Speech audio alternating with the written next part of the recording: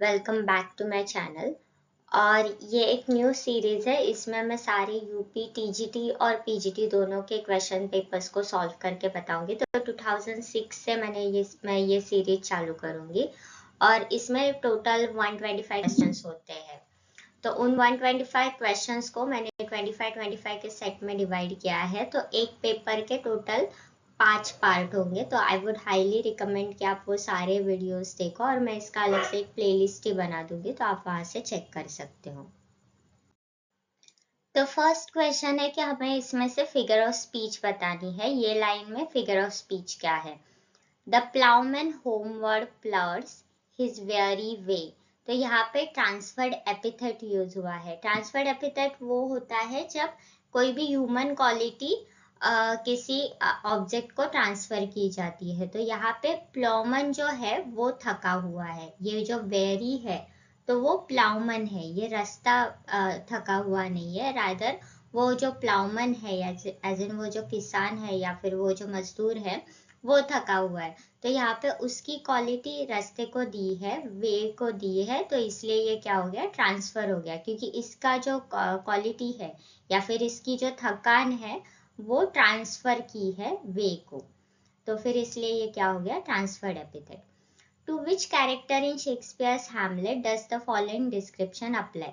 तो शेक्सपियर के Hamlet play में से ये जो आगे का जो डिस्क्रिप्शन है वो किस कैरेक्टर के लिए लगता है? The tedious wiseacre who meddles his way to his doom। तो यहाँ पे वाइसेकर मतलब ऐसे कोई भी इंसान जो खुद को बहुत स्मार्ट समझता है और फिर कुछ ऐसे काम करता है जिसकी वजह से उसका क्या होता है? नुकसान होता है। Doom is edge in failure या फिर अपना सब उसमें कुछ गलत हो रहा है वो। तो ये डिस्क्रिप्शन है पोलोनियस के लिए। पोलोनियस काउंसलर होता है किंग क्लाउडियस का, और वो ओफेलिया और लैरेटिस के डैड भी होते हैं। Who wrote Sohrab and Rustam? Sohrab and Rustam लिखा था मैथ्यू आर्नल्ड ने, और ये एक पोयम है जो एक फारसी लेजेंड पे बेस्ड है। फारसी एज इन पर्शियन, जो अभी का मॉडर्न डे ईरान है, वहाँ का में एक लेजेंड है, एक स्टोरी चलती है सोहराब एंड रुस्तम। तो उस पे बेस्ड मैथ्यू आर्नल्ड ने ये पोयम लिखा। Who praised Shakespeare as others abide our questions, thou art free. We ask and ask, thou smilest and art still। तो ये लाइंस जो है वो शेक्सपियर के लिए किसने बोला था? तो इसमें है कि हम हमेशा सवालों से घिरे रहते हैं। हमको जब भी कुछ लिखने जाते हैं हमको सवाल होते हैं, बट तुम्हें कोई सवाल नहीं होता, तुम हमेशा फ्री रहते हो। और फिर हम हमेशा पूछते रहते कि इस सवाल का जवाब कैसे ढूंढे। तो यहाँ पे सवाल एज इन लाइफ के जो मिस्ट्रीज है उनका जवाब तो हमें नहीं मिलता, बट तुम्हारे पास सारे सवालों के जवाब तभी भी थे और अभी भी है। तो ये भी बोला था मैथ्यू आर्नल्ड ने। उन्होंने शेक्सपियर के लिए एक पोयम लिखी थी जिसका नाम ही शेक्सपियर था, और उस पोयम में उन्होंने ये लाइंस बोले हैं। Who is Thyrsis in the poem of the same name?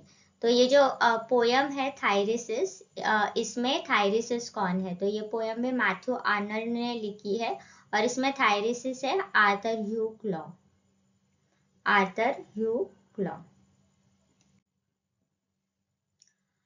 इसमें से कौन सी नॉवेल थी डिकेंस की जो अनफिनिश्ड थी? तो the mystery of Edwin druid, ये जो नॉवेल थी डिकेंस की, ये अनफिनिश्ड थी क्योंकि उन्होंने आधी लिखी ये नॉवेल और उसके बाद ही उनकी मतलब आधे में ही उनकी डेथ हो गई, तो वो उसको कंप्लीट नहीं कर पाए। और अनलाइक उनके दूसरे नॉवेल्स के जैसे, जैसे उनकी ग्रेट एक्सपेक्टेशन ले लो या कोई भी नॉवेल ले लो, वो उसमें थोड़ी सोशल कमेंट्री होती है। बट इस नॉवेल में ये एक मर्डर मिस्ट्री है। तो इसका ओपनिंग चैप्टर्स में ये खून हो जाता है और फिर बाद में वो खून ढूंढते हैं कि किसने किसने किया, बट अनफॉर्चुनेटली एंड तक पता नहीं चलता क्योंकि उसके पहले उनकी डेथ हो गई। एजिकल की जो पोयम है बैकग्राउंड कैजुअली, उसमें थीम क्या है? तो उसमें एलियनेशन का थीम है। एलियनेशन मतलब अकेले लगना, एज इन हम लोग दूसरे लोगों के बीच में घिरे रहते हैं फिर भी जब हमें अकेला लगता है तो दैट इज एलियनेशन। इसमें से भी फिगर ऑफ स्पीच को आइडेंटिफाई करना है। Little sorrow seat and whip. अभी ये सिटिंग एंड वीपिंग का क्वालिटी ह्यूमन क्वालिटी है, लेकिन वो सॉरो को दिया है, वो दुख को दिया है वो क्वालिटी। तो फिर वो क्या हो गया? पर्सोनिफिकेशन हो गया। फ्रेडरिक हेनरी, ये अर्नेस्ट हेमिंगवे के कौन से नॉवेल में ये थे? तो वो फेयरवेल टू आर्म में थे। फेयरवेल टू आर्म्स में थे और उसमें वो ड्राइवर का काम करते थे, एम्बुलेंस ड्राइवर का, इटालियन आर्मी के लिए। तो ये था कि वो फ्रेडरिक हेनरी का प्रोफेशन क्या था, एज इन वो किस आर्मी के लिए काम करते थे, तो वो इटालियन आर्मी के लिए काम करते थे और वो एम्बुलेंस ड्राइवर थे। और ये हेमिंगवे के लाइफ के एक्सपीरियंस पे बेस्ड है, क्योंकि हेमिंगवे खुद भी वर्ल्ड वॉर 1 के टाइम पे वो एम्बुलेंस ड्राइवर थे, तो उन्होंने उसी से इंस्पिरेशन लेके इस कैरेक्टर को, फ्रेडरिक हेनरी के कैरेक्टर को वो प्रोफेशन दिया। अनवैंक्विश्ड का ऑथर कौन है, तो इसका ऑथर है विलियम कथबर्ट फॉकनर, और ये एक कलेक्शन ऑफ शॉर्ट स्टोरीज है। इसमें टोटल 7 शॉर्ट स्टोरीज है, वो उन्होंने इस अनवैंक्विश्ड में कंपाइल किए हैं। Santiago is the hero of Hemingway's novel. तो सैंटियागो हेमिंगवे की कौन सी नॉवेल में है, तो वो Old Man and the Sea novel में है, और वो एक क्यूबन फिशरमैन होते हैं। क्यूबा एक कंट्री है, वहाँ के वो फिशरमैन होते हैं। फिशरमैन मतलब जो मच्छी पकड़ते हैं, फिश पकड़ते हैं वो। निस्सी मैजिकल की रेस कौन थी या फिर उनका रिलीजन कौन सा था, तो वो बेने इज़राइल, मतलब जूइश थे वो, लेकिन वो इंडिया में रहते थे, जूइश इंडियन थे। तो लेकिन उनका अगर एथनिसिटी देखा जाए तो वो है बेने Israel. In which year did Robert Frost sell his farm to in New England and move to England? तो उन्होंने, रॉबर्ट फ्रॉस्ट ने अपना फार्म कभी बेचा, उन्होंने 1911 में बेचा था, और उन्होंने $1,100 में बेचा था वो। शेली को किसने बोला था कि वो एक परफेक्ट सिंगिंग गॉड है, वो बोला था AC स्वाइनबर्न ने। Munro is the central character of Mulk Raj Anand novel. तो मुन्नो कौन सी कैरेक्टर में, सेंट्रल कैरेक्टर मतलब प्रोटैगनिस्ट या फिर मेन कैरेक्टर बोल सकते हो आप, तो वो मुल्कराज आनंद की किस नॉवेल में है, तो आंसर है coolie. Who said the poet is a man speaking to men? ये किसने बोला था कि पोएट एक इंसान होता है जो दूसरे इंसानों से बात करता है, या फिर दूसरे इंसान एज इन पूरी ह्यूमैनिटी से बात करता है। ये लाइन किसने बोला था, तो ये बोला था विलियम वर्ड्सवर्थ ने, और उन्होंने बोला था ये अपने प्रीफेस टू लिरिकल बैलड्स में। Romantic poetry is a revival of medievalism. Medievalism एक मतलब मिडल एजेस में जो भी स्टोरीज लिखी जाती थी, जैसे कैसल्स होते थे, माउंटेन्स होते थे, और फिर एक नाइट होता था, तो वो नाइट जाके हीरोइन को बचा के लेके आता था। तो ये सारे एलिमेंट्स रोमांटिक पोएट्री में फिर से रिवाइव किए गए। रिवाइव किए गए मतलब मिडल एजेस में तो ये लिखा ही जाता था, जैसे चौसर के टाइम पीरियड में ऐसे काफी लेजेंड्स लिखे गए थे। तो जब रोमांटिक राइटर्स ने बाद में फिर से पोएट्री लिखना चालू किया, तो उन्होंने मिडिवलिज्म के एस्पेक्ट फिर से उसमें इनकॉर्पोरेट किया अपनी पोएम्स में, और उनको लिखना चालू किया। डांस ऑफ यूनक्स किसने लिखा है, डांस ऑफ यूनक्स लिखा है कमला दास ने, और ये पोयम पेट्रियार्की को टारगेट करती है, एज इन वो जो मेल डोमिनेंस की बात होती है उसको वो टारगेट करती है। How many times did Robert Frost win prestigious Pulitzer Prize? Robert Frost को पुलिट्जर प्राइज कितने बार मिला, तो उसका आंसर है 4 times। उनको 4 बार पुलिट्जर प्राइज मिला था। The rest is silence. These are the last word of dash before his death in Shakespeare. तो रेस्ट इज साइलेंस ये लास्ट डायलॉग किसका था, तो हैमलेट का था। जब उसकी डेथ होती है तो उनकी डेथ के पहले वो ये बोलते हैं the rest is silent.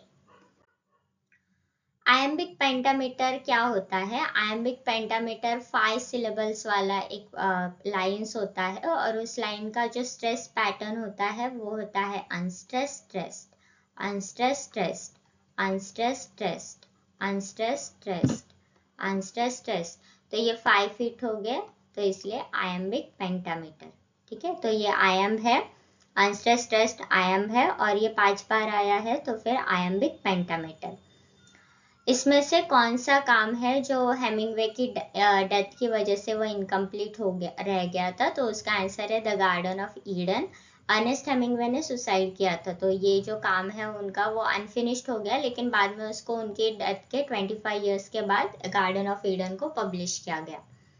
Rhetorical device anaphora का क्या मतलब होता है? एनाफोरा का मतलब ये होता है कि रिपीटिंग द फर्स्ट वर्ड और वर्ड्स ऑफ सक्सेसिव सेंटेंस और क्लॉजेस।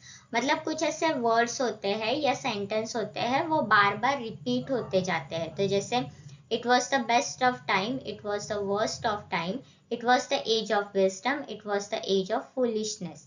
तो यहाँ पे it was the, it was the, it was the, it was the repeat हुआ है, तो इसलिए ये क्या है? एनाफोरा है। जब भी एक कोई फ्रेज या कोई क्लॉज बार बार रिपीट होता है तो वो एनाफोरा कंसिडर किया जाता है। इसमें से कौन सा वर्क है जो मैथ्यू आर्नल्ड ने नहीं लिखा था? तो उसमें डोवर बीच वगैरह ये सब थे। डोवर बीच था, थायरेसिस वगैरह ये सब थे, तो वो आर्नल्ड ने लिखा था। लेकिन कल्चर एंड एनवायरमेंट जो था वो आर्नल्ड ने नहीं लिखा, वो लिखा है एफ.आर. लिवाइस ने।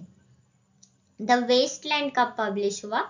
द वेस्टलैंड पब्लिश हुआ था 1922 में। और ये ईयर काफी इंपॉर्टेंट है क्योंकि यहाँ से ही मॉडर्निज्म की शुरुआत होती है। तो इसमें काफी सारे वर्क्स लिखे गए थे और पब्लिश हुए थे। जैसे यूलिसिस पब्लिश हुआ था, वेस्टलैंड पब्लिश हुआ था। काफी जो इम्पोर्टेंट वर्क्स थे जो मॉडर्निस्ट ट्रेडिशन के साथ जाते थे, तो वो 1922 में पब्लिश हुए थे। So that is it for the first video. अभी इसके आगे वाले भी 4 वीडियो आएंगे, तो प्लीज़ आप सबको देखना। अगर आपको वीडियो अच्छा लगा तो प्लीज़ इसको लाइक करना, कमेंट करना, हो सके तो चैनल को सब्सक्राइब करना और अपने फ्रेंड्स के साथ भी इसको शेयर करना। Thank you.